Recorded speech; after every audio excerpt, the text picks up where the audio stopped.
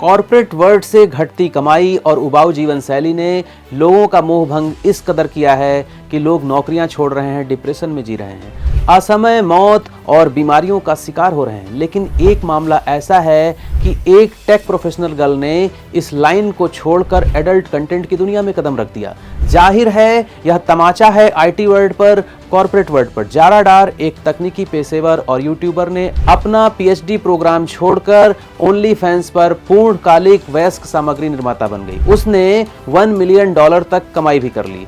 पारंपरिक आईटी नौकरियों की उसने आलोचना करते हुए कहा, थैंकलेस जॉब, जो कॉर्पोरेट जीवन की बाधाओं को उजागर करता है। शुरुआती संदेहों के बावजूद और सामाजिक दबाव के बावजूद डार ने अपने करियर से मिलने वाली स्वतंत्रता और वित्तीय स्वतंत्रता को महत्व देते हुए कॉर्पोरेट वर्ल्ड को ठेंगा दिखा दिया। हालांकि उसके इस कदम की लोग आलोचना भी कर रहे हैं, लेकिन यह भी कहा जा रहा है कि कॉर्पोरेट वर्ल्ड को अपने में सुधार भी लाना चाहिए। भारतीय युवा जहां मनुस्मृति दहन दिवस मना रहा है, वहीं चीन दुनिया की सबसे तेज रफ्तार ट्रेन चला चुका है। World's fastest high speed train CR450 reached a maximum speed of 453 kilometre per our.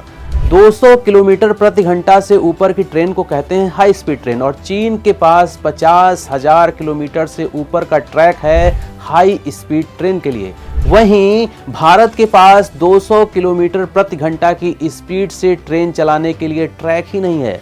Vande Bharat express, जिसे कि ट्रेन 18 भी कहा जाता है, भारत की सबसे तेज ट्रेन मानी जाती है। 180 किलोमीटर पर आवर स्पीड है उसकी, मतलब 200 किलोमीटर प्रति घंटा की स्पीड उसकी भी नहीं है। 1 जनवरी 2025 को या उसके बाद जन्म लेने वाले बच्चों को कहा जाएगा जनरेशन बीटा। मिजोरम के आइजोल में बेबी फ्रैंकी 2025 में भारत का पहला नवजात शिशु होगा। भारत का पहला नवजात शिशु ही नहीं, बल्कि अपनी पीढ़ी का पहला बीटा बच्चा भी होगा।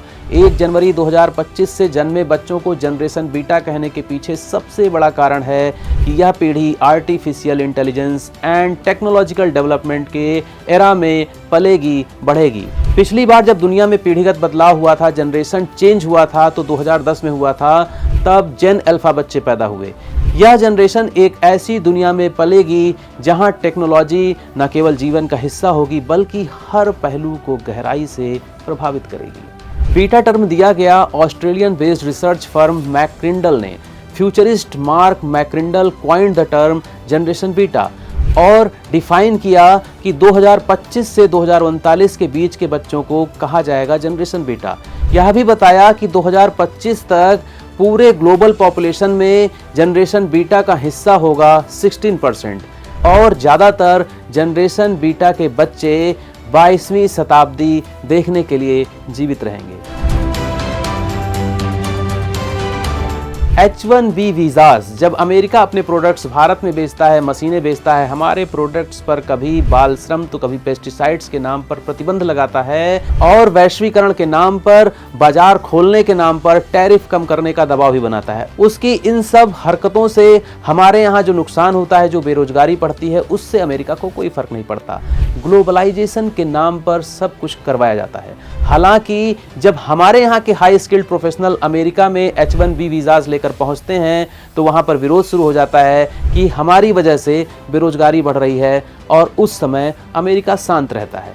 इसी को तो कहते हैं कि मीठा मीठा मेरा और तीखा तीखा तेरा। हालांकि H1B वीज़ास पर अमेरिका में राजनीति गर्म है, फिर भी टोटल H1B वीज़ास में से भारतीय प्रयोग करते हैं 20%, मतलब 20% H1B वीज़ास भारतीयों के हिस्से में आता है। और इस क्रम में जो कंपनी सबसे ऊपर है वह है माइक्रोसॉफ्ट। भारत में सड़क हादसे कम होने का नाम ही नहीं ले रहे हैं। पिछले एक दशक में 15 लाख से ज्यादा लोग अपनी जान गंवा चुके हैं सड़क हादसों में। इसी के मद्देनजर 1 जनवरी 2025 को राष्ट्रीय सड़क सुरक्षा माह की शुरुआत भी की गई है। सड़क पर होने वाले हादसों से न केवल परिवार बर्बाद होता है बल्कि देश की जीडीपी को 3% तक नुकसान पहुंचता है। भारत सरकार का लक्ष्य था कि 2011 से 2020 के बीच में सड़क हादसों में 50% की कमी लाई जाएगी, लेकिन आंकड़ों में 2020 में 18% दुर्घटनाएं कम भी हुई, मगर इसके बाद से लगातार दुर्घटनाओं में बढ़ोतरी हुई है। 2021 में 1.54 लाख, 2022 में 1.68 लाख, तो वहीं 2023 में 1.73 लाख मौतें हुई। दुनिया में सड़क हादसों में होने वाली मौतों में भारत की हिस्सेदारी है 10%। 1.59 लाख करोड़ का नुकसान हुआ देश को 2022 में रोड एक्सीडेंट्स की बदौलत। इतना सब होने के बावजूद भी सरकार कुछ नहीं कर पाती है, क्योंकि जैसे ही कानून सख्त किए जाते हैं, ट्रांसपोर्ट यूनियंस को उकसाकर राजनीतिकरण करके पूरे देश को ब्लॉक कर दिया जाता है। सड़क हादसों की गंभीरता को देखते हुए सड़क सुरक्षा माह में कैशलेस इलाज योजना भी शुरू की गई है। कहते हैं अगर योजना आसान न हो तो उसके होने न होने का कोई मतलब नहीं होता। अधिकांश सरकारी योजनाएं ऐसी ही हैं कि इतनी ज्यादा लिखा पढ़ी और दौड़भाग मांगती हैं कि लोग दूर से ही हाथ जोड़ लेते हैं। सच पूछिए तो सरकार अगर सच में लाभ पहुंचाना चाहती है तो उसे नितिन गडकरी जैसी योजनाओं को लागू करना चाहिए, जिसकी घोषणा उन्होंने 8 जनवरी 2025 को की। उन्होंने बताया कि पूरे देश में सड़क हादसों का शिकार होने वालों के लिए मार्च 2025 से 1.5 लाख रुपए तक मान्यता प्राप्त अस्पतालों में कैशलेस इलाज किया जाएगा। योजना मार्च 2025 से लागू हो जाएगी। इस योजना को चलाने की जिम्मेदारी होगी राष्ट्रीय स्वास्थ्य प्राधिकरण NHA पर। इसके लिए विशेष IT प्लेटफॉर्म डेवलप किया जाएगा। यह प्लेटफॉर्म सड़क परिवहन और राजमार्ग मंत्रालय के E detailed accident report EDAR application को NHA के ट्रांजैक्शन मैनेजमेंट सिस्टम से कनेक्ट करेगा। इसमें आवेदन करने की जरूरत नहीं होगी। हादसा होने पर पुलिस और अस्पताल मिलकर EDAR प्लेटफॉर्म पर डिस्क्रिप्शन विवरण दर्ज करेंगे। किसी भी प्रकार का एडवांस पेमेंट करने की जरूरत नहीं, कोई डॉक्यूमेंट जमा करने की भी जरूरत नहीं होगी। योजनाओं का लाभ अगर जनता को सही मायने में पहुंचाना हो तो ऐसी ही आसान और सहज योजनाएं होनी चाहिए।